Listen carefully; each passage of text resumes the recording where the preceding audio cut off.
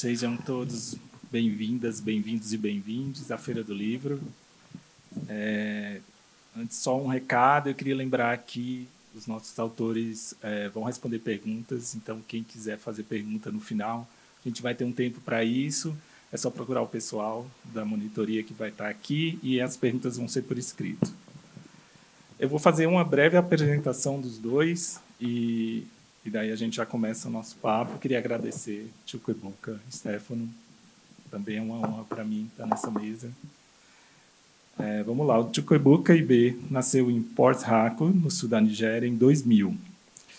Logo depois de completar 18 anos, ele deixou a cidade pela primeira vez e percorreu 8 horas de viagem até a capital do país, Lagos, para participar de uma oficina de escrita criativa de 10 dias com Chimamanda Ngozi Adichie. As aulas com a autora de Americana e do recente A Contagem dos Sonhos, que ela lançou aqui no Brasil no ano passado, foram fundamentais para ele apostar na carreira de escritor. Depois disso, Chukwuebuka cursou um mestrado também em escrita criativa na Universidade Washington de St. Louis e publicou textos em diversas revistas, como a New England Review of Books. Bênçãos, que saiu pelo selo Tusquets da Planeta, é o romance de estreia dele. Foi elogiado pela crítica e também pela própria Chimamanda, e é um romance de formação que narra o despertar sexual de um menino gay em choque com as leis que criminalizam as relações entre pessoas do mesmo sexo na Nigéria. Então, palmas para o Chukwuebuka.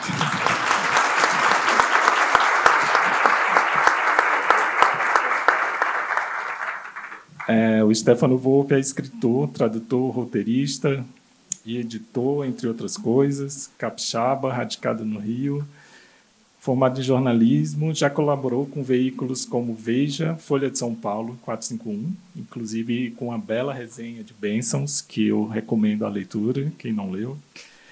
Recentemente, o Volpe também estreou na direção do primeiro filme, O Curta Seco, que é adaptado de um conto dele, e é autor de 6 livros, entre histórias young adult, thriller, contos e romances.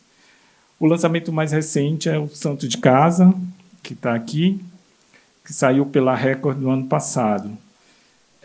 Nesse romance polifônico, é narrado por 4 vozes diferentes. 3 irmãos se reúnem para o velório do pai e, junto com a mãe, atravessam o luto e um passado difícil marcado pela violência patriarcal. Palmas para o Stefano.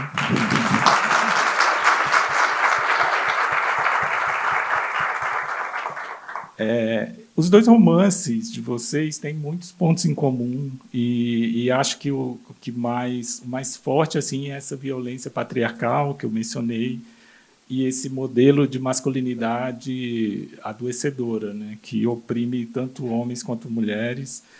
A gente vai passar por vários desses pontos de contato, mas eu queria começar pedindo para vocês falarem um pouco de como foi o processo de escrita. Talvez o Chukwuebuka pode começar falando como é que surgiu a ideia de Bênçãos. Eu sei que originalmente você publicou esse romance com 24 anos, o que é muito impressionante assim, para uma estreia. E queria que você falasse também se essa oficina com a Chimamanda foi o início ali, foi a semente para a escrita do romance.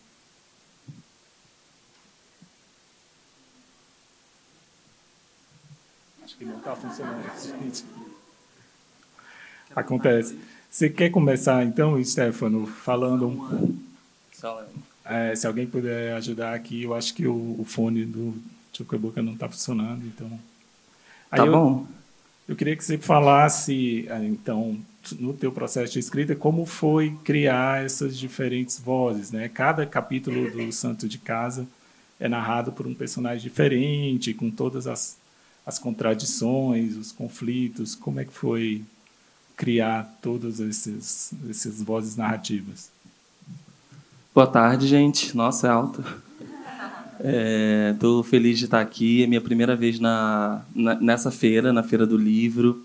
É uma honra estar aqui. Eu fiz a Mauri me convidou para fazer a resenha de Bênçãos e eu fui muito arrebatado por esse livro. Eu não imaginava que a gente um dia ia estar junto aqui dividindo esse sofá para falar das nossas vivências. Então, estou muito feliz. E aí, tentando responder um pouco a pergunta, O Santo de Casa é meu último livro até aqui. E é um livro, eu acho, onde eu queria... Eu venho de uma escola de escrita muito... talvez comercial, em termos de estrutura, narrativa. Bebi muito de Jornada do Herói na minha vida. Essa vida tentando aprender alguma coisa sobre escrever livros e contar histórias. Fiquei um pouco cansado. E aí comecei a imaginar que talvez... O que seria? Que livro que nasceria se eu talvez ignorasse uma boa parte do caminho por onde eu estava vindo para criar uma outra história, talvez com um pouco menos de controle, e experimentando mais linguisticamente também. Então, eu acho que o Santo de Casa, a princípio, ele nasce dessa inquietação, dessa vontade de escrever um livro diferente, de contar uma história de uma forma diferente, né? Não à toa, esse livro, eu corro tantos riscos, né, com essa escrita. É um livro que não tem letras maiúsculas, que as vírgulas estão em lugares diferentes. Eu fico tentando usar a própria linguagem para expressar sentimentos e procurar como dizer o não dito. E aí um grande desafio são, então, essas vozes que surgem ao longo desse momento, assim, de ideia, como que eu posso experimentar a escrita de forma diferente. E aí eu acho que o Alan, que é o personagem que conta essa história, ele é como se ele escrevesse cartas, né? O meu maior insight, eu acho que para contar essa história, foi a morte do meu pai. Eu perdi meu pai em 2020 de Covid, e naquele momento, assim, foi a primeira vez que eu tive que lidar com o luto de uma pessoa muito próxima. Eu nunca tinha ido num velório antes na vida, assim, eu já tinha perdido amigos, mas eu evitava, não gosto dessa ideia de ter que ver a última vez que eu vou ver aquele rosto dentro de um caixão. Preferia guardar o rosto da pessoa viva. Mas aí era meu pai, eu não podia evitar. E eu lembro que quando a minha mãe me ligou e me deu a notícia, tal qual a mãe do Alan, ela falou assim: seu pai morreu. E nesse momento que ela falou, a primeira coisa foi tentar lembrar qual foi a última vez que eu tinha visto meu pai, e não lembrava de jeito nenhum, não vinha essa memória. E vinha uma memória de 8 anos, aí 12, 17, pouco ali para o final da vida dele. E eu fui percebendo, a gente, né, que tem essa coisa maluca de ser escritor, vai vivendo o processo, mas já vai percebendo, então é assim que acontece, né? Vou guardar isso aqui para escrever em algum momento. Esse vidro, esse copo de vidro que é estilhaçado, e agora como que monta esse objeto outra vez e nunca mais vai ser igual. Então, esses pedaços eram essas memórias.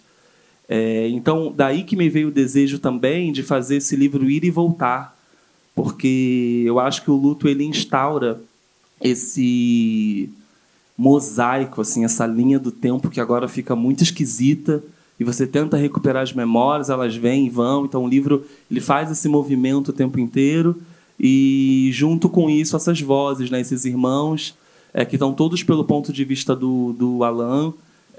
Não se sabe se o que aconteceu como o Alan está dizendo, né? Apenas o ponto de vista de um personagem que endereça cartas para outros personagens. Eu acho isso muito interessante, assim, depois que eu fui pegando a mecânica da escrita, porque eu acho que o Alan, ele é um personagem que não se pode confiar. Você não tem a versão das outras pessoas, né? Então, eu tenho ouvido isso, assim, de alguns leitores que acham ele irritante, insuportável, porque eu quase não permito que o leitor veja essa história por um outro ponto de vista, né, que não do Alan. Então, eu acho que é isso. Assim, acho que isso responde um pouco a pergunta. Vem do desejo de criar, de experimentar, eu acho. Assim, eu Eu acho que eu fui bem arriscado assim nesse livro, mas estou feliz assim com esse caminho.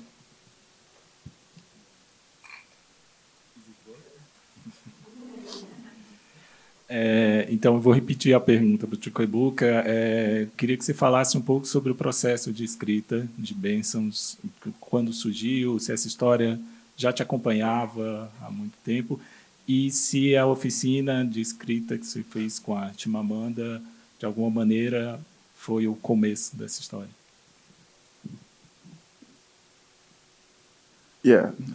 Obrigado. Sim, muito obrigado. Obrigado por repetir. Sim. Na verdade, eu considero a ideia de escrever bênçãos durante a pandemia, na verdade. E eu comecei, obviamente, o meu estudo, e aí a pandemia fechou todas as escolas. Eu estava lá em casa com os meus pais e estava lá. E, obviamente que ele estava trancado em casa, ninguém podia sair, vocês sabem como a coisa aconteceu. Isso o mundo inteiro. E em algum momento, naquela obviamente que eu sempre fui para a escola internato, e eu aprendi uma série de coisas interessadas. E obviamente que eu tinha uma série de coisas que eu queria fazer, mas eu era meio preguiçoso para escrever. E durante a pandemia, eu tinha publicado já algumas histórias alguns meses antes, e eu obviamente acabei de alguma maneira, encontrei com um editor, e isso, na verdade, foi um ponto de começo. Tivemos aí uma casa, uma casa editora, e será que eu pensei assim, será que eu mando um e-mail para ela, mando o meu trabalho para ela? E eu acho que sim. Então foi o que aconteceu. Ela entrou em contato comigo, ela, eu conheci essa história, eu adoraria estar em contato com você. Aí eu falei, sim, claro. Então isso foi realmente uma faísca para começar a escrever o meu romance. 2 anos antes, em 2010, eu tinha ido para um workshop com a Amanda, e ela era uma escritora e tinha uma leitura. Eu era muito jovem, eu adorei a história porque eu pude reconhecer isso na linguagem que eu podia, na língua que eu poderia reconhecer. Então, nesse espaço na sala com ela, foi muitas maneiras de permissão para poder dizer, para poder contar a minha própria história. Os personagens dos romances de vocês, eles deixam a casa da família num contexto de violência paterna, né?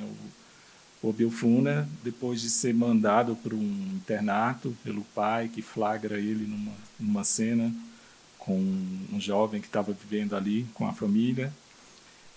Em Santo de Casa, o Alan e os irmãos também, né, acabam deixando a casa por conta de um pai violento, né, para tentar uma vida diferente.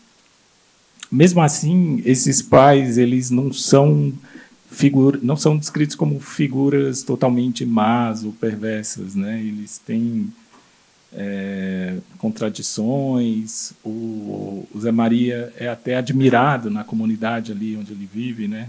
Que é uma ironia do título, eu achei, né? Porque o santo de casa, ele só é santo da porta para fora, né? Em casa ele é um pai, um marido violento. Eu queria saber se essa era uma preocupação de vocês, assim, de construir essa figura paterna que não fosse unicamente uma figura, um vilão, né, um antagonista homofóbico. Como é que foi essa construção? Não sei se você quer começar. Sure. Sim, claro. Realmente é uma excelente pergunta. Então, muitas coisas. Primeira coisa, eu queria mostrar que o pai, como uma pessoa pode ser diferente em pessoas diferentes, mesmo dentro da família, das pessoas, diferentemente do pai, ele é um bom marido, com base nos padrões da época. Então, de acordo com a mãe,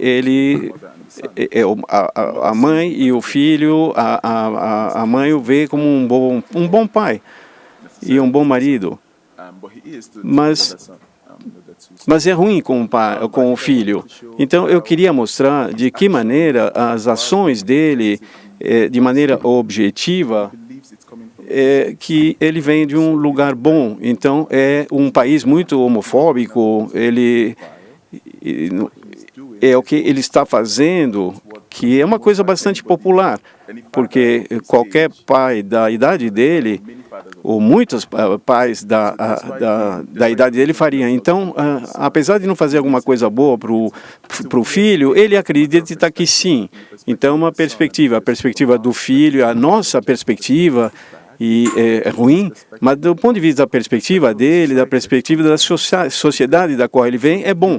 Então, ele realmente acredita e que ele não quer que o filho dele seja gay, mandando ele para o internato para consertá-lo, entre aspas, e que isso vai ajudá-lo. Então, da sua maneira, está ajudando o filho. Então, era importante para mim mostrar isso, mostrar que enquanto ele está fazendo alguma coisa que é ruim e malvada, é um lugar normal lá, é uma coisa normal, que ele está tentando ajudar. Então, tentando mostrar que alguma vez as melhores intenções não são necessariamente um resultado para um bom resultado. É uma pergunta muito boa, e eu nunca tinha pensado que esses pais têm uma relação, né, entre as nossas histórias de alguma forma. Eu adoro o final de Bênçãos, e como que o alerta spoiler, né? Não, como que esse pai é desenhado, como que a trajetória desse pai é desenhada, assim, do começo até o final da história. O Zé Maria é um homem que começa morto, né, no santo de casa, aparentemente atacado por uma onça no meio da mata. E a gente vai contar uma história, então, aqui de trás para frente, né, vai dar vida a um personagem que já morreu. Eu acho que sigo num caminho muito parecido, que é um caminho interessado em um pouco além dessas dicotomias bem e mal, né, bonito e feio, certo e errado. O que é certo, o que é errado? Então, é um personagem que cuida das plantas e tem uma horta muito bonita, e tem essa mão boa para a planta, que cuida das ervas, mas essa mesma mão é a mão que bate no filho, né? E aí o filho não consegue entender, né, que mão é essa que pode ser boa e pode ser ruim, justamente como as pessoas podem ser mesmo. Então, tem um dos capítulos que eu gosto mais, assim, desse livro, é justamente um capítulo onde o Alan inesperadamente faz uma declaração para o pai. Ele fala: eu estou morrendo de saudade de você. Isso me interessa, assim, me interessa pensar nessas contraditoriedades que a gente tem da vida. Acho que a gente é tão complexo. Uma coisa que eu queria muito, assim, trabalhar nesse livro era justamente que não tivessem vilões e que as pessoas escondessem mesmo segredos uma das outras. Então, das poucas coisas que eu anotei quando eu comecei a escrever essa história, uma dessas era isso, assim, o que cada um está escondendo ali. Então, todos os personagens estão contando mentiras para toda a família. Alan, Bettina, Alex. E eu acho que esse esconder fala muito sobre família, sobre o silêncio que é muito comum nas relações familiares, né? O silêncio das coisas que ninguém quer dizer, dos assuntos que ninguém quer tocar, e que revelam um pouco das nossas facetas, assim, das nossas camadas. Isso me interessa muito, assim, na construção de personagem. Você apresentar esse buquê de flores, que a princípio é um buquê muito bonito, mas ninguém sabe de onde ele veio, ninguém sabe como ele veio parar aqui, ninguém sabe quem escolheu cada flor que está aqui. Então, isso acho que vai gerando tipo uma cebola, né, que você vai abrindo uma camada e outra, um pouco por aí. A gente falou um pouco de voz narrativa e eu fiquei pensando também, né, que nesse momento a gente tem uma nova onda, né, das escritas de si, da autoficção, muito ligada, né, uma narrativa muito colada na experiência dos autores. E uma vez que os livros de vocês também têm um pouco dessas coincidências, né? Você falou que a ideia do Santo de Casa veio depois que seu pai morreu, assim como personagem. Eu sei que o Chuquebuca estudou num colégio interno, embora não né, não da maneira forçada como o Bill Funa. Mas eu queria saber se passou pela cabeça de vocês escrever essa história em primeira pessoa e o que é que vocês acham dessa onda aí de autoficção, ou se não, se desde o início vocês tinham em mente que essa seria uma ficção. Vou responder primeiro. Tem uma história engraçada que esse livro tem muito de mim, assim, do que eu vivi, assim, experimentei na vida. Eu convivi com violência doméstica durante muitos anos em casa, e eu sempre achava que ia ter uma hora que eu ia escrever sobre isso, ao mesmo tempo que eu não me sentia muito preparado. É tão difícil escrever desse lugar que você falou, assim, da primeira pessoa assumindo que essa é uma autoficção. Escrever ficção já expõe a gente demais, né? É um desnudar muito grande. Escrever em primeira, assumindo a autoficção é mais difícil ainda, eu acho. E aí nas reuniões assim de marketing com a Record, eu falava muito, gente, não é para falar que é autoficção. É um livro de ficção, tudo aqui foi inventado, não sei o quê. E aí a primeira resenha que sai da 451 é assim, Volpe escreve uma espécie de autoficção. Eu falei, meu Deus, quem foi que falou que era... E aí depois eu fui vendo, bobinho, é óbvio que é perceptível, né, que eu tô aqui, né, de alguma forma. E aí depois a Bianca, que escreveu a quarta capa, assim, também a gente trocou uma ideia sobre isso. Ela falou, Volpe, não adianta você se esconder muito, né, já está tudo aqui. E aí eu fui curtindo um pouco essa onda que eu acho que está ali na autoficção, assim, que talvez seja o mais sedutor da autoficção, que é você ler um livro da Annie Ernaux e você não sabe de fato se aquelas coisas aconteceram, né? Aquilo não é um registro fotográfico, um filme.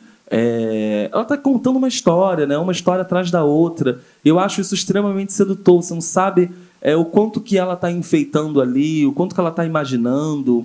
Esse limite é completamente borrado, né? Você acredita ou não? Eu acho isso muito legal.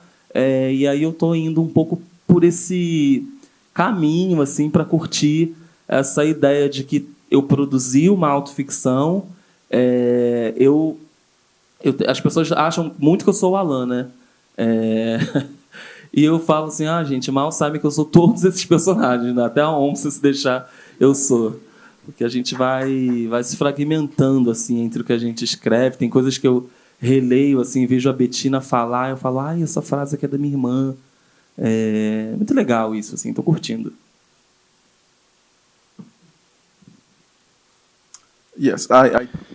Sim, eu concordo totalmente, e eu tenho que ler esse teu livro, realmente tenho que ler. Muito obrigado. Eu vou pegá-lo em português. Vou tentar.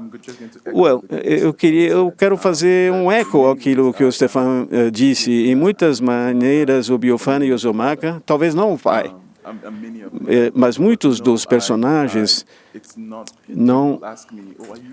Você é o Bill Funa? Você é o personagem principal? Eu digo não. Porque eu sei, como os escritores, eles puxam muito das experiências pessoais, e eu tenho algumas similaridades. Eu fui, por exemplo, para o internato, uma escola interna, tão gay como ele.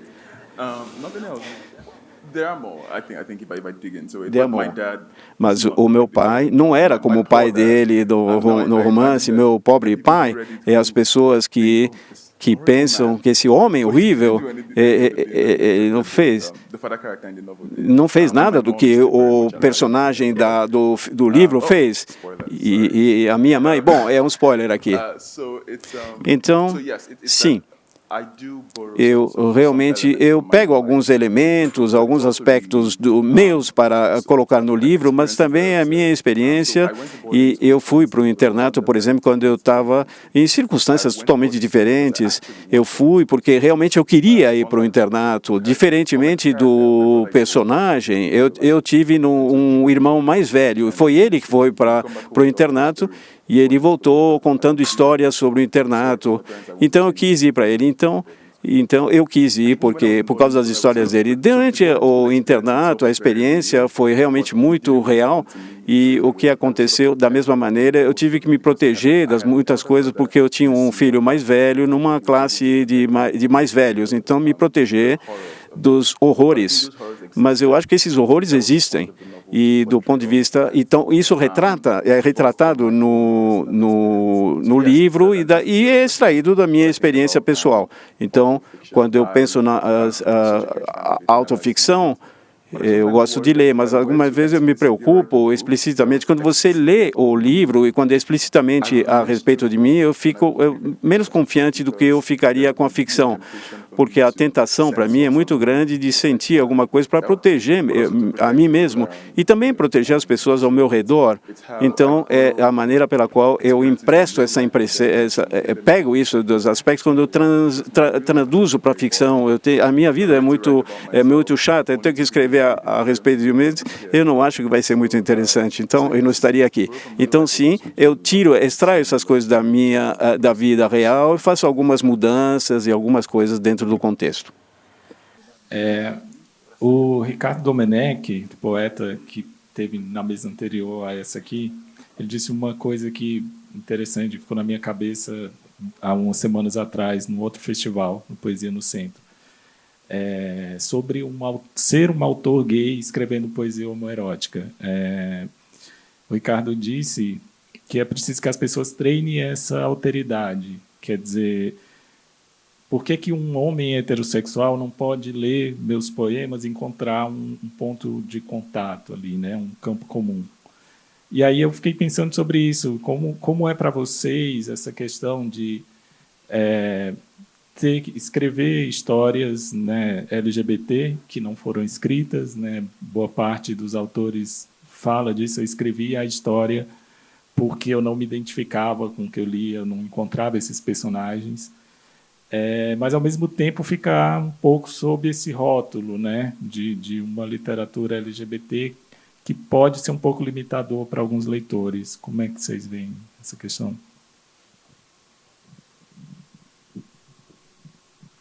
I can take it.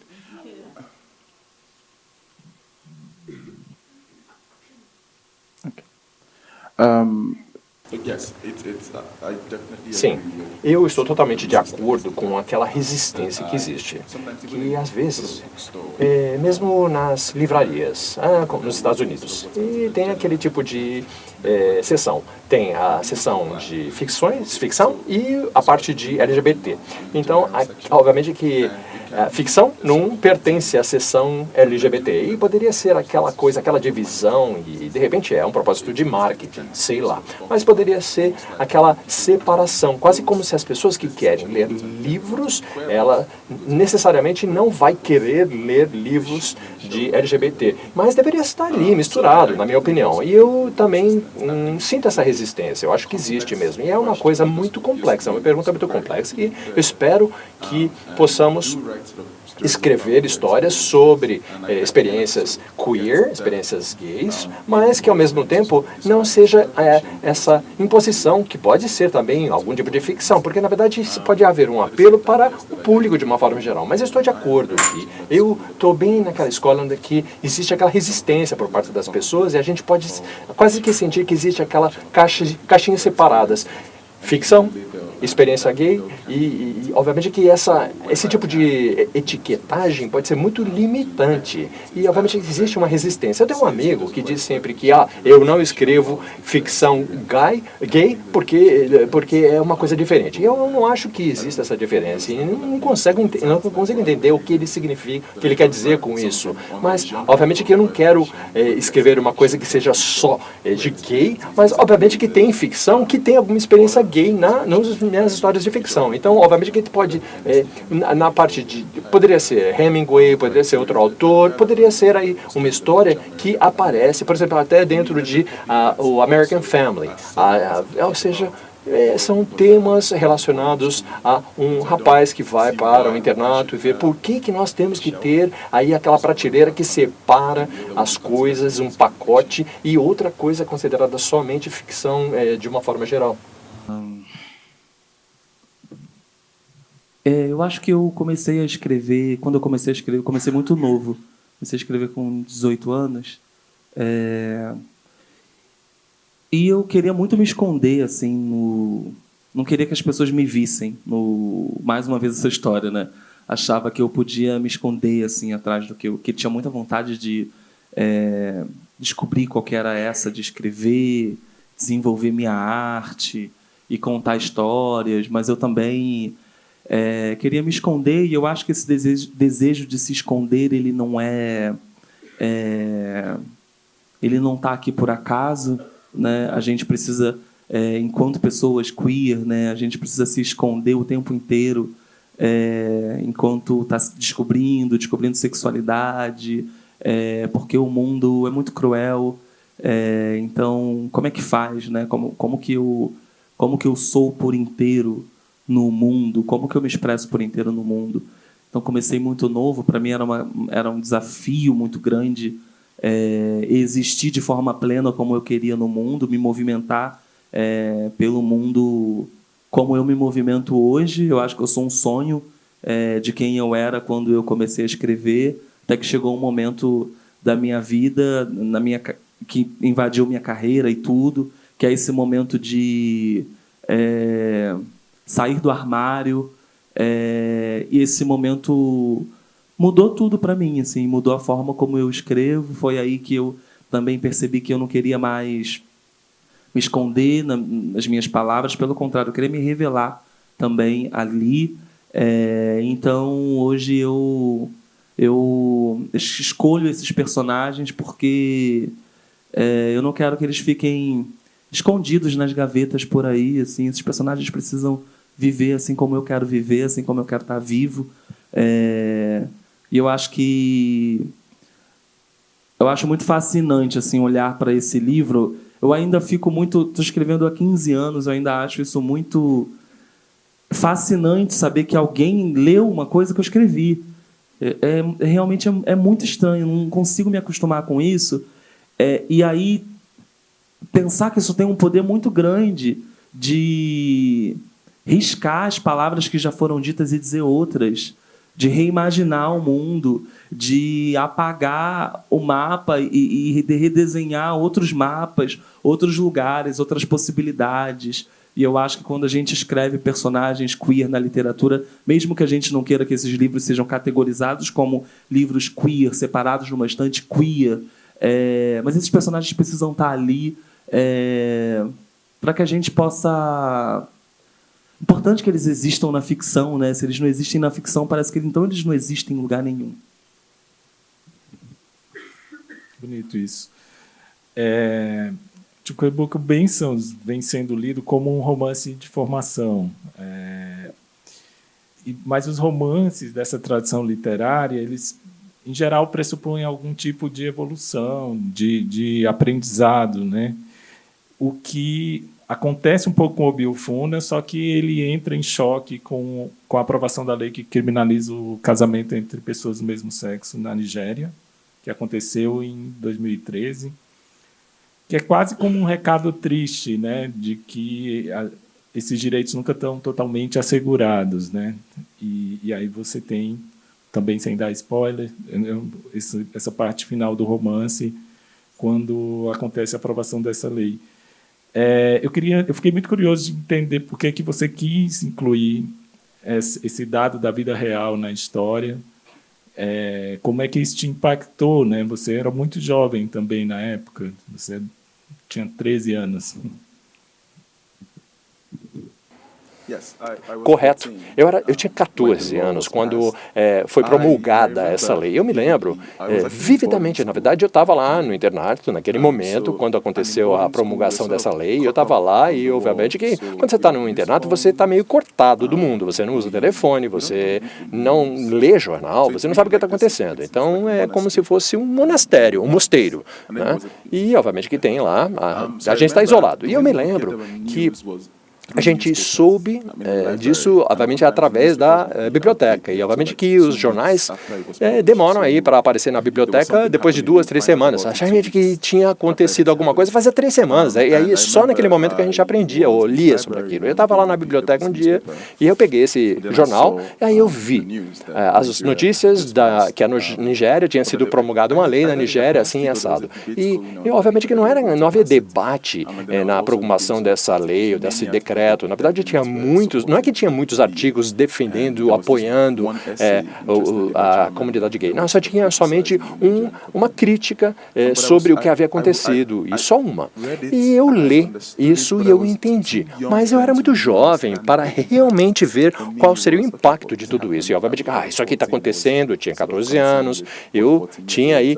Obviamente que eu estava preocupado com coisas que um garoto de 14 anos está preocupado. E só depois de alguns anos, quando eu já estava na universidade, para realmente entender o impacto daquele decreto do parlamento nigeriano. Mas depois da lei, eu sei que as coisas mudaram de alguma forma. Não é que antes da lei os nigerianos tinham mente aberta, mas na verdade aí com a lei deu a legitimidade para as pessoas abrirem a boca e começarem a reclamar. E obviamente que não é que eu estou falando que as comunidades aumentaram por causa da lei. Não, na verdade, mais tragicamente falando, a polícia nigeriana não tem a melhor reputação para começar a história, tá? Eles podem ser muito corruptos e a lei dá, na verdade, aquela carta branca para eles irem achacar a comunidade. Obviamente que a lei criminaliza o casamento gay. Mas, na verdade, a polícia prendia qualquer pessoa que fosse. E, obviamente, que eles prendiam a pessoa, por exemplo, se você fosse um garoto e você fez um piercing, ou você estava com... Não é que você estava com batom, não. Você, na verdade, é preso porque eles querem arrancar dinheiro de você. Então, além de ser jovem, ver essa lei sendo promulgada, eu vi o impacto da lei somente anos depois e a forma como isso afetava as pessoas e a mim, claro. E como escritor, eu estava sempre preocupado e, obviamente, concentrado em como a política pode mudar a vida das pessoas, vindo que obviamente que nós não fazemos parte daquele discurso nacional de ser incentivado. E, obviamente que tem muitas leis meio estranhas. Por quê? Porque tem muitas razões. Nosso presidente, por exemplo, era uma pessoa que ia participar das próximas eleições do ano seguinte. E ele era pouco popular. Obviamente que ele tinha o problema com Boko Haram e ele sabia que ia haver um problema nas eleições. E aí ele promulgou essa lei para que ele pudesse ganhar terreno político na Nigéria. Então, quanto mais eu fiquei mais velho, comecei a abrir os olhos, eu entendi o que estava acontecendo e justamente foi quando eu queria contar essas histórias. Também sobre como é que foi a recepção de bênçãos, né, na Nigéria. A gente viu há algumas semanas atrás um vídeo que viralizou de pessoas no Senegal, nas ruas, comemorando porque a lei que pune pessoas, né, por serem homossexuais dobrou o tempo de punição, né, de 5 para 10 anos. E aí eu lembrei de uma entrevista que eu li sua, e que você disse que mostrou o romance para um amigo antes dele ser publicado, e ele falou que era um romance anti-África, que era um pouco contra os valores africanos, que é muito parecido com o argumento que aquelas pessoas nas ruas do Senegal falavam, né? A homossexualidade é contra a cultura africana, que não há lugar para isso. Então, eu queria que você contasse um pouco como é que o romance está sendo recebido lá.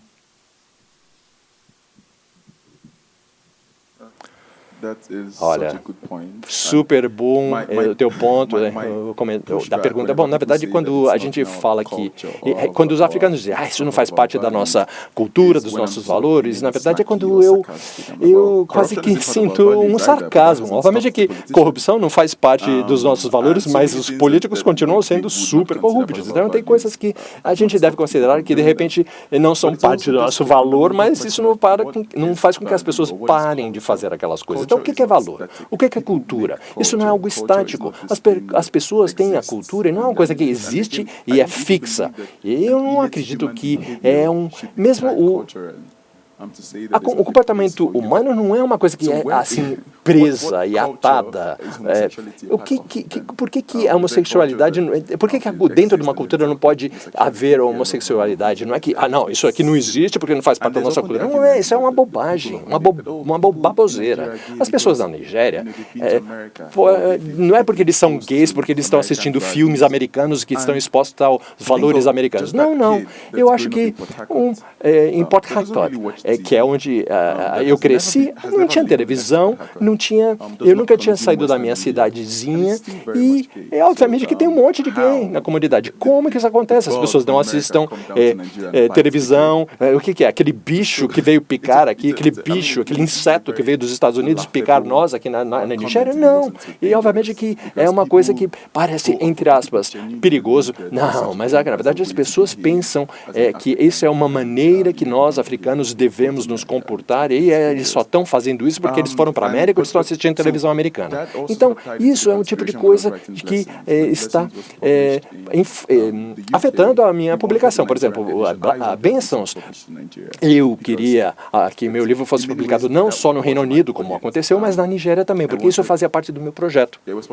Foi publicado primeiro no Reino Unido e depois foi publicado na Nigéria, Bênçãos. E a casa editora estava preocupada, porque será que a gente vai publicar isso na Nigéria depois de essa publicação, vai acabar sendo banido, não vai ser bem recebido? Eu sabia que havia essa possibilidade, claro, mas eu pensei também, olha, pelo menos o governo vai descobrir que eu já escrevi isso, foi publicado no Reino Unido e de repente, eles já sabem que eu sou um escritor e escrevi esse livro, mas eu quero que os nigerianos leiam, porque eu não vejo esse tipo de livro na Nigéria, e foi publicado na Nigéria, e depois, de algumas semanas depois, eu voltei, fui à Nigéria para fazer uma visita à minha família, eu tinha medo, o que vai acontecer quando eu chegar lá? Mas não teve nenhum tipo de problema, na verdade, obviamente que tinha um monte de gente apoiando, e obviamente eu estava, na verdade, bem surpreso com a recepção da obra na Nigéria, e tinha até uma noite de autógrafos. Gente, eu queria lembrar que, para quem chegou depois, que vocês podem fazer perguntas, o pessoal está ali com os papéis, os últimos... A gente ainda tem um tempinho, mas os últimos 15 minutos eu vou fazer as perguntas do público. Stefano, tem uma passagem de Santo de Casa, a gente já comentou nos bastidores, que me tocou muito, que é quando o Alan lembra de um dia da infância dele, em que ele pensava que ele estava sozinho em casa, e aí ele coloca uma camisa na cabeça, pega qualquer coisa para servir de microfone e faz sua boa performance de diva pop. E aí ele olha, quando ele se vê no espelho, ele vê que o pai está na janela aplaudindo. Eu vou ler aqui um trechinho que diz o seguinte: a pior vergonha do mundo, ser visto como realmente sou. Nunca mais aplaudi a nada nem ninguém até hoje. Palmas me arrastam de volta àquela expressão desenhada em seu rosto. Ele não falou nada, mas disse com os olhos e a cabeça balançando de leve para os lados: que merda de filho eu fiz.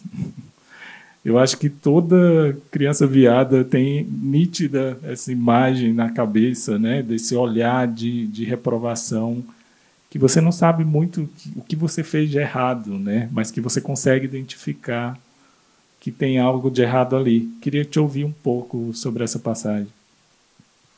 Você sabe que você me falou ali nos bastidores desse trecho e eu não lembrava mais, assim, que a gente escreve... Não sei se você tem isso, mas o momento de escrita às vezes é tão catártico que eu esqueço algumas coisas, assim. As pessoas falam, é verdade, tinha isso no... mas aí quando você falou, me veio, assim, imediatamente à mente...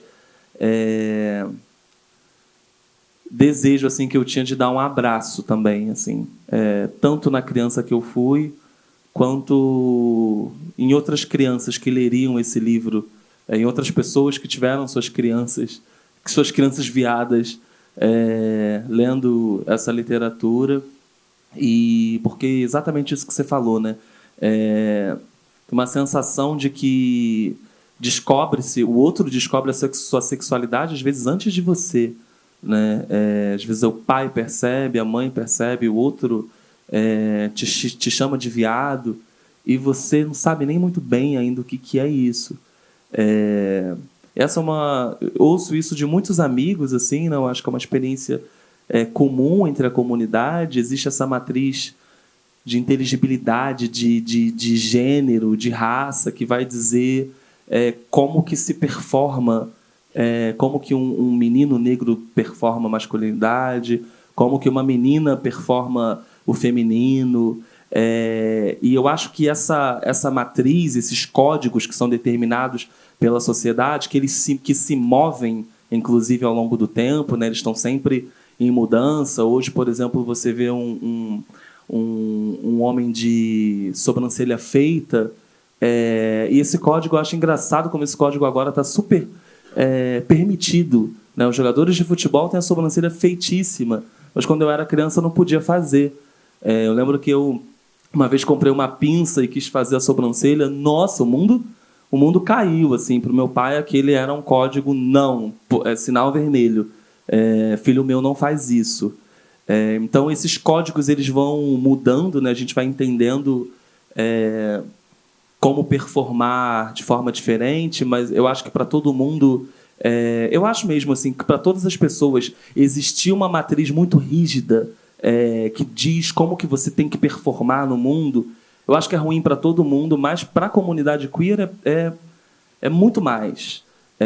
Porque tudo que você quer é não ser regulado por essas normas, né? Regulado por fronteiras tão duras, né? Pouco maleáveis. E aí a gente vai criando... Então, quando o Alan achava que estava sozinho nesse quarto, né? Ele não imaginava que tinha uma plateia e que essa plateia era alguém que talvez para ele fosse um inimigo, né? Então, que criança viada que não sabe o que é, né? Se botar um salto quando a mãe não está em casa, pegar uma coberta e fazer de saia, sei lá, né? Ter uma liberdade para experimentar outras performances que não aquela que estão dizendo para você precisa fazer isso aqui para ser o filho que eu queria ter, né? Então, veja, o pai do Alan não diz isso para ele, né? Você é uma merda de filho. É ele que lê nos olhos desse pai, mas os códigos estão todos na mesa, né? Então, um pouco por aí. E a gente está vivendo uma crise, né, dessa masculinidade, com esses grupos misóginos nas redes. Aqui no Brasil, com essa epidemia de casos de feminicídio, tem agora tem até campanha para acabar com o voto feminino nos Estados Unidos. E vocês, de certa forma, tematizam isso nos romances de vocês, né? Vocês acham que a literatura tem algum poder de mudar esse cenário? Ou vocês, sei lá, reviram algo da masculinidade de vocês escrevendo esses romances? Eu acho que absolutamente sim. Vou dar um exemplo. Ano passado, eu lancei um curta-metragem que chama Seco. É uma adaptação de um conto que eu escrevi, talvez o conto mais... acho que é o que mais chama atenção em Homens Pretos Não Choram, que é um dos livros que eu publiquei. E foi muito interessante que a gente fez o Senac abraçou muito essa ideia de falar de masculinidades, e eu fiz uma volta pelo interior de São Paulo. Inclusive, amanhã eu estou indo para uma das cidades que eu fui, que eu gostei muito, chama Cananéia. Fiquei apaixonado por essa cidade e achei que o meu próximo livro ia nascer ali. E estou escrevendo, amanhã eu vou para lá, vou conversar com pessoas. Fiquei encantado assim, por essa cidade, mas eu fui em Barretos, fui em cidades extremamente conservadoras, conversava com turmas de bombeiros bombeiros, e eram homens ali, pais de família, performando uma masculinidade convencional, que liam o conto, tinham esse exercício de, durante a semana, ler o conto. Eu chegava lá para a gente debater, ouvir de tudo. Foi muito difícil. Mas, ao mesmo tempo, ficava assim, que bonito que olha até onde a literatura pode ir, né? Foram as histórias que me levaram assim para esses lugares, e de repente eu me vi ali cercado por um monte de homens falando sobre o masculino, falando sobre paternidade, falando sobre feminicídio, levando dados de feminicídio para rebater contra os argumentos que surgiam, por exemplo. Então, acho muito palpável assim, o poder mesmo que a literatura tem, e, inclusive, diria mais, assim, que a ficção tem de, ao contar uma história, desvelar outras camadas. Acho isso muito poderoso. Eu estou totalmente de acordo. Eu acho que a literatura pode servir como um espelho para as pessoas, para se olharem a si próprias. E com relação à questão da masculinidade, é uma crise onde que nós experiemos mais do que num internato, onde há só meninos. A masculinidade pode ser sentir como uma performance sem fim, para impressionar outros homens. Então, num internato, o personagem principal aprendeu rapidamente, quando ele chega nesse internato, ele aprende que é um lugar onde qualquer deslize de masculinidade pode tirar a tua vida. Então, ele está no meio de um bando de lobos, eles podem sentir isso, e qualquer fracasso na masculinidade da apresentação poderia realmente ser fatal. Então, para ele, todos os dias que ele mora lá, que ele vive lá, é uma performance. Ele tem que provar o tempo todo que é bastante homem, e há personagens que não são, que decidem não fazer isso, e ver o que acontece com esses personagens. E, finalmente, na literatura, é uma maneira que a gente pode ser utilizada para poder atacar esse problema, porque as pessoas se veem na literatura e não podem ver tão ridículos que eles são, e fazer uma oportunidade para raciocinar, e todos os desafios que eles têm sobre a masculinidade poderiam parecer. Chegaram algumas perguntas aqui da plateia, então a primeira é para o Chukwuebuka, sobre bênçãos. Sobre bênçãos e os valores nigerianos, desconheço profundamente a cultura nigeriana, embora seja baiano e possua raízes iorubás. Gostaria de saber do autor se há discussão a respeito dos valores introjetados pelos europeus que passaram a criminalizar a homossexualidade nas colônias e depois descriminalizaram na Europa. Isso impactou em alguma medida a escrita do livro? A pergunta do Carlos, que quer autografar o livro. Depois, aqui na mesa, os autores vão autografar o livro ali na livraria da Travessa. Carlos, você está na plateia? Sim. Você está absolutamente certo. De fato, o original, os códigos, na maior parte penais que criminalizam na África a sexualidade, eram códigos penais europeus, coloniais. Quando os franceses fizeram leis formais, como na Nigéria, Gana e outros países, e é irônico porque os coloniais, eles descriminalizaram depois, mas essas nações africanas continuam, seguraram firme isso.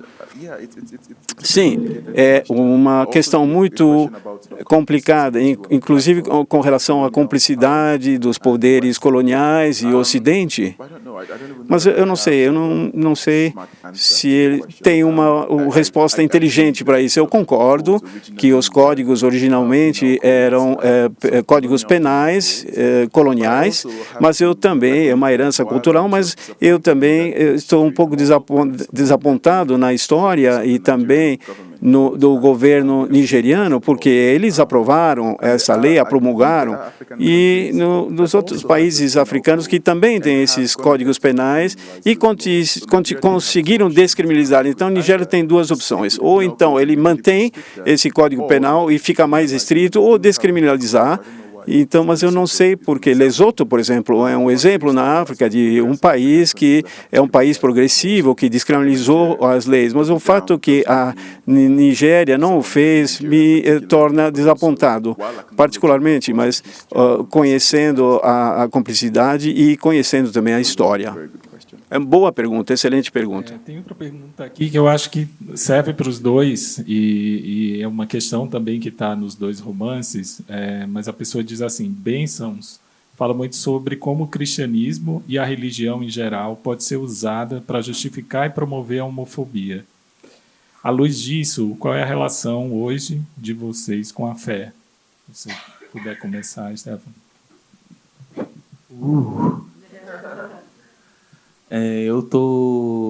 Eu cresci na igreja evangélica e hoje me interessa. Eu não tenho uma religião, estou passeando entre. Estou tentando me encontrar um caminho para minha espiritualidade, mas eu adoro olhar para a igreja evangélica hoje e entender e trazer isso para minha obra. Porque eu acho que nós temos um percentual muito grande, né, de evangélicos no país.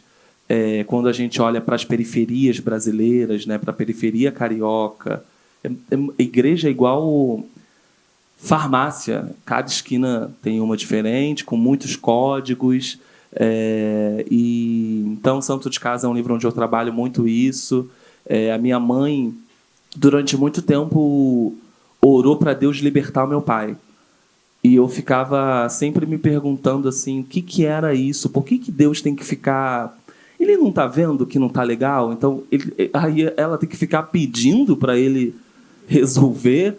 Aí, campanhas e campanhas que duravam anos e anos de oração. Meu Deus, mas ele não vai fazer nada nunca? E aí achava interessantíssimo. Assim, tem uma parte do livro que fala disso, assim, da consagração das mulheres, né? Elas vão todas 9 horas da manhã no sábado, estão todas lá orando pelos seus maridos, e todas estão passando pelo mesmo problema. Essas orações que pedem para o marido, está todo mundo apanhando em casa, está todo mundo sofrendo violência dentro de casa, mas ninguém quer falar disso de verdade. As pessoas estão orando para Deus, quem sabe, Ele vai nos libertar. Então, acho que a igreja... ela mostra realmente, assim, coloca um microscópio em muitas camadas assim da nossa sociedade, e aí por ter vivido assim essa experiência na igreja, acho que me dá muito estofo assim para esmerilhar assim o que tem sobre fé e sobre performance de gênero, que me interessa muito. Quero continuar escrevendo sobre isso. E o Bênçãos também tem, né? Já começa com esse título que me intrigou muito quando eu peguei esse livro, o que é abençoado aqui nessa história. E depois aí só pensava em maldição, né? Será que é bênçãos porque estamos falando de maldições? E fala você agora. Conta pra gente.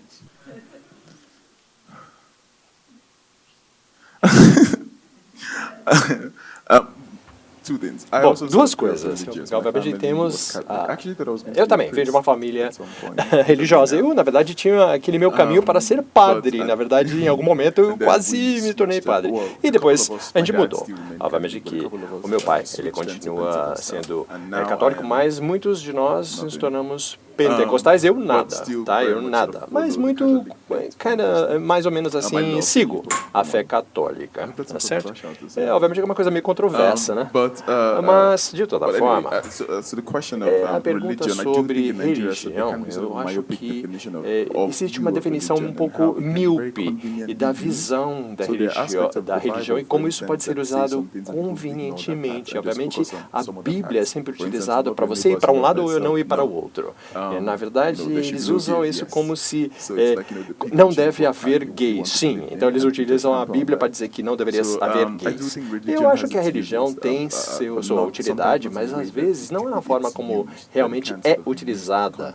Obviamente que a religião é utilizada de maneira conveniente, no final das contas. Com relação ao título Bênçãos, eu tinha muito mais outras coisas dramáticas, mas aí acabar com uma coisa meio estranha. Mas aí a gente ficou com esse título, Bênçãos. Mas aí a pergunta, mas quem é abençoado nessa história? É verdade, que no final das contas, a ideia é que você tem aí uma criança, você acha que a sua criança, o seu filho, é uma benção, e aí, de repente, quando essa criança cresce, eu acho que tem alguns pais que podem estar aí num beco sem saída. A gente não sabe o que a criança vai ser. De repente, você quer que a criança seja uma coisa ou outra, e de repente a criança vai ser uma coisa que você não quer mesmo, e você tem aquela ideia de que o filho vai ser uma bênção. Claro que é uma bênção ter um filho, mas não é visto imediatamente. E esse é o exemplo do título. E, na verdade, é aquela ideia falsa de que uma bênção é de como uma criança deve ser abençoada. O pai vê lá que é uma bênção, mas de repente é uma maldição, e de repente a irmã é uma bênção, mas o irmão é uma maldição. E isso acontece justamente no caso da Nigéria. Existe a criminalização da Nigéria, mas isso às vezes não reflete a própria vida das pessoas, ainda que a percentagem de pessoas que realmente se preocupam com uma criança que tem essa condição continua dando amor para o filho e continua sendo abençoado pela mãe, apesar da sua condição. Uma pergunta aqui para você. Peraí. Para os dois, na real. Eu concordo com vocês que a leitura e a literatura mudam a forma de vermos o mundo. Porém, como penetramos nas pessoas que, de fato, isso é necessário? Por exemplo, tenho 99% de certeza que nessa sala ninguém bebe detergente. Depois a gente vai ter que explicar essa piada. Como letrar, de fato, quem precisa? Foi o Jefferson. Letrar.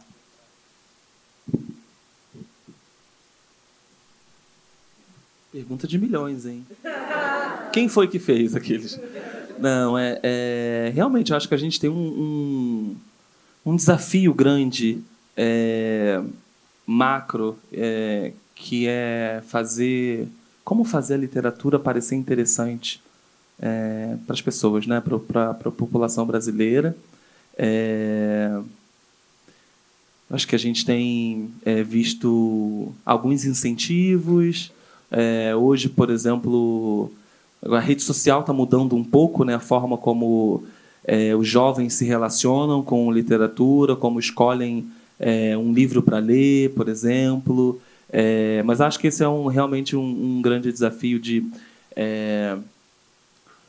das pessoas entenderem que ler é divertido, né, que ler pode ser transformador, que ler pode ser tão legal quanto chegar do trabalho e assistir uma série num streaming da vida, né? Isso realmente é um desafio que eu acho que é estrutural, né, no nosso país, né? A última notícia que eu vi de censo e média de quantos livros a pessoa brasileira lê, 2 livros por ano.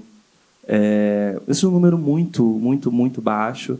Em comparação com outros países, né? Por exemplo, França, passam de 15 livros por ano. Então, a gente vai vendo que a gente tem ainda um problema muito estrutural no nosso Brasil. O livro ainda é um produto de elite. Um evento como esse ainda pode ser visto como um evento de elite no Brasil. Então, a gente tem muitas camadas aqui, tem acho que uma longa jornada pela frente para tornar bênçãos acessível, né? Eu tenho certeza, eu conheço muitas pessoas que iam adorar ler essa história, mas que como que chega, né? Não sei responder essa pergunta, mas eu gosto também, eu acho importante essa pergunta estar aqui, porque a gente precisa olhar para isso e pensar que é um desafio grande, que a gente precisa cobrar, instituições, o Estado e tentar descobrir qual é a nossa parte, né? O que a gente faz. I absolutely agree. Totalmente de acordo com o que você acabou de falar, né? Na verdade, a minha coisa desligou aqui, eu quase entrei em pânico, mas aí de repente voltou a funcionar. Mas eu vejo que o trabalho já foi feito. O fato é que estamos aqui nessa feira do livro, eu estou aqui super impressionado com o que eu estou vendo e estou tão agradecido que todos vocês estão aqui. Eu acho que de alguma maneira, eu acho que estão de acordo comigo. A gente está fazendo um trabalho e obviamente que tem uma crise da leitura. Eu não sei, por exemplo, nos Estados Unidos, tem um estudo que foi feito nos Estados Unidos e o resultado foi que é uma coisa, um alarmante, que tem um grande número de estudantes que nem conseguem ler textos simples. Muitas escolas de nível secundário até reduziram a quantidade de leitura que é exigida no currículo. Eles querem ler cada vez menos livros e, de repente, a coisa está acontecendo. Estamos numa sessão justamente com aquela coisa de ficção, e eu utilizo literatura, principalmente ficção, porque na Nigéria, por exemplo, onde eu cresci, existe sempre aquele sentido de que nós tínhamos a literatura como algo luxuoso, mas obviamente que os nigerianos querem que haja leitura, mas querem que leiam aqueles livros de história, uma novela, um romance, é considerado uma coisa muito diferente ou não deveria ser utilizada, porque eles deveriam estar estudando matemática. Então, a gente pode, obviamente, considerar aqui quais são os benefícios da literatura, que amplia o seu vocabulário, etc., etc. Mas a forma que, na verdade, é aquele problema que está sendo apresentado, que justamente existe a pressão das instituições, os recursos, a energia, e, de alguma forma, existe aquela recomendação. A gente pode recomendar aos seus amigos. De repente, 5 dos meus amigos são... Eu estou sempre puxando o pé dos meus amigos que vocês têm que ler esse livro e aquele livro. Então, essa é uma forma de você fazer uma pressão para as pessoas, para você poder aumentar a exposição das pessoas, falar sobre livros, falar sobre a experiência de quando você lê um livro interessante da literatura. Olha, obviamente que eu não tenho a resposta perfeita, mas eu estou bem positivo e otimista sobre o que pode ser feito. E, obviamente, vir aqui ao Brasil e ver vocês, a sua energia de brasileiros, um povo tão lindo, e eu acho que toda a energia que está depositada aqui na feira é uma tremenda contribuição, desde já. Mesa. E tem uma pergunta aqui que eu não entendi muito bem, mas eu acho que a pessoa diz o seguinte: assim como o querido Obi Ofuna me fez refletir sobre essa pergunta, gostaria de saber do Chukwuebuka como começar algo bonito com a certeza do fim. Sei lá, é o Anderson que mandou, achei uma coisa meio existencialista, mas...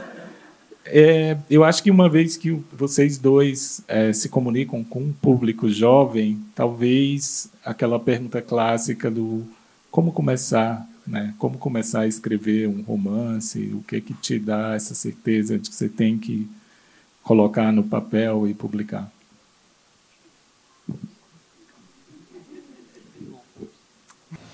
You go first. Não, vai você primeiro. Vou eu. Olha, a forma de reunir material, na verdade, então, a pergunta tem a ver com a inspiração, que eu obtenho inspiração para escrever as histórias? Mas também ela pergunta como começar algo bonito, algo novo. Então, acho que você pode falar um pouco do seu processo mesmo, sua inspiração, como dica para uma pessoa que quer começar um romance. Bom, na verdade você está, perguntando para a pessoa errada, porque eu, como eu falei antes, eu não sou, eu deveria falar aqui porque meu editor está aqui na sala, mas enfim, eu não sou a pessoa que tem mais disciplina. Na verdade eu tento criar uma rotina, mas eu não tenho disciplina. Meu agente é muito forte e sempre, às vezes ela me aperta o parafuso e fala, olha, eu quero o primeiro capítulo amanhã, e aí passa, e aí eu tenho que fazer ponto final. Então eu nunca penso muito antes de escrever, eu simplesmente escrevo. Mas o processo é aquela coisa deliberada. Não fica esperando para você ter inspiração. Você senta e você começa a escrever. Então, na verdade, você vai ficar esperando a inspiração chegar. É muito difícil acontecer. 1% dos escritores tem essa fagulha, essa faísca. Vou escrever agora. De repente, você não gosta do que você acabou de escrever, mas aí você retoma o texto e você tem que lidar quando você está aí naquele momento de refinamento, quando tem aquele espaço de leitura. Quando você vem, escreve e depois você volta e revê o que você escreveu, você pode adicionar coisas. E, de repente, essa dica é o que pelo menos funcionou para mim. E eu não sou o cara mais disciplinado, nem o cara que tem muita prática. Eu ainda estou me encontrando, na verdade. Nossa, pensei alto. Eu quase comecei a falar inglês. Eu acho que pensar em começo e fim, para mim, é muito difícil. Talvez eu pense no tempo de uma outra forma, eu acho. Assim. Eu acho que eu gosto de pensar mais num espiral, e num ciclo. Eu realmente não sei, assim, tenho uma dificuldade de localizar começos e fins. Quando eu coloco um ponto final nessa história, não é o fim dessa história, não é o fim desse livro. Esse livro continua, está aqui, tem 1 ano que eu lancei, né, e eu ainda estou aqui falando dele. Também não sei quando comecei, não sei quando essa história começou na minha vida. Eu acho que uma dica assim, para então, achar então, qual que é o momento que se pinça, que não sei se é o começo, o que tem funcionado para mim, assim, que eu estou gostando, é olhar para dentro. Eu tentava buscar histórias fora. E eu ainda acho que eu sou um bom ouvinte, um bom fofoqueiro. Estou sempre ouvindo as histórias e amanhã eu vou para uma cidade perguntar às pessoas coisas sobre descobrir onde se toma um café, o que aconteceu lá em Cananéia, o que alguém pode me contar. Foi assim que eu comecei a escrever O Santo de Casa. Fui para o Sana e lá que eu ouvi a história da onça, várias histórias que estão aqui no livro eu ouvi lá. Assim. Então, eu acho importante olhar para fora, mas talvez, se eu pudesse dizer um começo, olhar assim, para dentro. E lá dentro procurar o que te incomoda, o que dá uma história, do que você quer falar, o que você observa no mundo que talvez renda palavras escritas. Eu acho que esse pode ser um bom início. E também já aviso que ninguém me avisou, assim, que ninguém me avisou que isso ia ser difícil, sabia? As pessoas... Eu tinha uma sensação de que ia ficar mais fácil assim, com o passar do tempo, e eu não estou achando isso. Eu estou achando cada vez mais difícil, porque cada vez é como se eu fosse uma escavação, e cada vez que eu vou mais fundo, mais dolorido, mais sofrimento para tirar alguma coisa, que quando eu trago para a superfície eu olho, eu gosto do que eu trouxe, e aí fico viciado em voltar para lá, para achar, mas esse exercício é um exercício sofrido, pode ser sofrido, né? E aí eu estou achando que artistas passam por isso mesmo, assim, compositores, artistas plásticos, né? Às vezes a gente tem que mergulhar muito lá dentro e nem sempre esse mergulho é agradável, mas às vezes a gente vai achar uma coisa que vai dar um orgulho de achei isso aqui acho que dá uma história. Talvez esse seja um bom começo. Gente, o nosso tempo já esgotou, então eu queria agradecer aos nossos tradutores, Ramon de Barros e Lucian Berarra, e nossos intérpretes de Libra, Bianca e Daniel.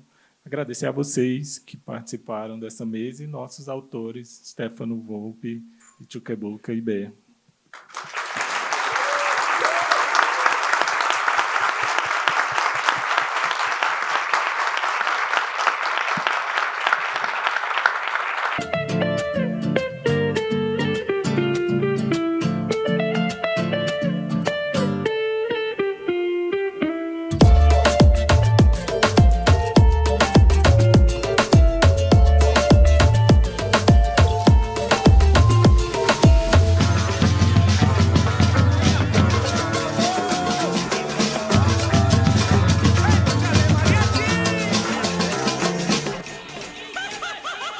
Sejam todos e todas bem-vindos à Feira do Livro 2026.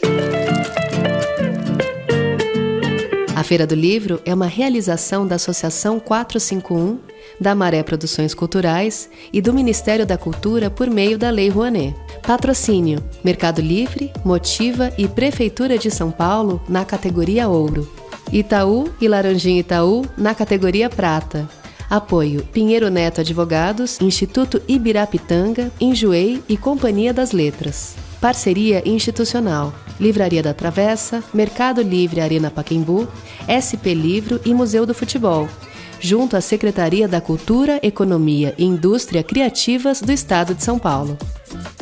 Apoio institucional: Embaixada da França no Brasil, Instituto Camões, Arco Educação, Ministério das Relações Exteriores do Uruguai, Instituto Ramon Llull, Gráfica Viena, Chambril, Quiro, Frida e Mina, Inside by Meliá São Paulo e Higienópolis, Ernesto Tzurnik Advocacia, Ecoar, Arpa, Ovo e Bubu Restaurante. Parceria de mídia: 451, Folha de São Paulo, UOL, TV Brasil, Rádio Nacional, JC Deco, Piauí, Carta Capital, Mídia Ninja, Nexo, Gama e Publish News. Acompanhe a programação e cobertura completa da Feira do Livro 2026 no site da revista 451 e também nas nossas redes sociais @a Feira do Livro. Viva o livro brasileiro!